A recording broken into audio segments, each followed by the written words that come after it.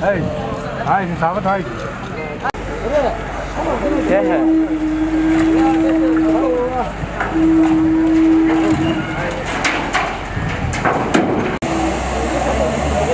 Begina.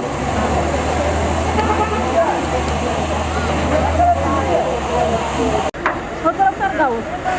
Hadi oraya.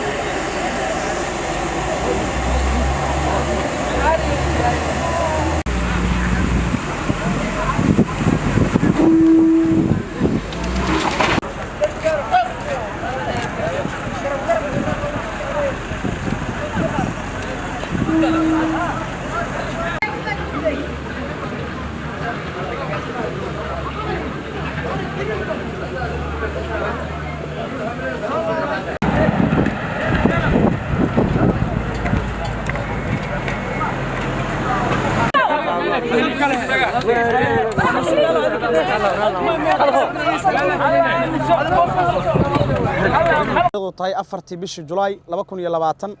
ayaa abaara 7:40 subaxnimo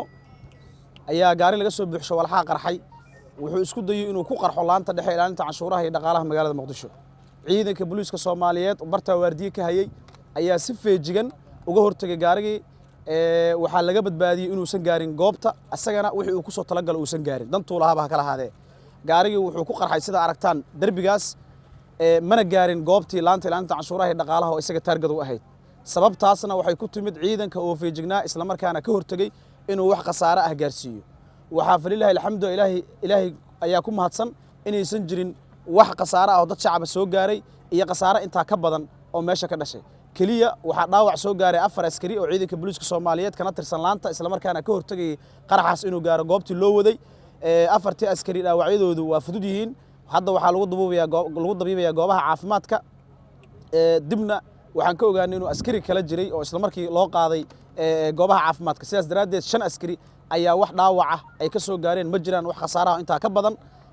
khasaare naf iyo maal laho kale ta muusan geysan oo ka badan dhaawacaas cid kale oo ciidanka ahayn waxba kuma gaarin waxa laga hortagay inuu gaaro goobtii uu socday ilaahay ayaa ku mahadsan wax su'aalo ma jiraan aad u mahadsantiin assalaamu alaykum waraxmatullaahi wabarakaatuh dib baan idinkaga soo ogeysiin doonaa wixii soo kordha baaris baa socota ayadoo faahfaahsan meesha uu ka yimid sida uu ahaa meeshaan idinka siin doonaa laakiin waxa idin sheegi karnaa gaarigaas wuxuu ahaa gaari saaruf ah oo madow ah aad u mahadsantiin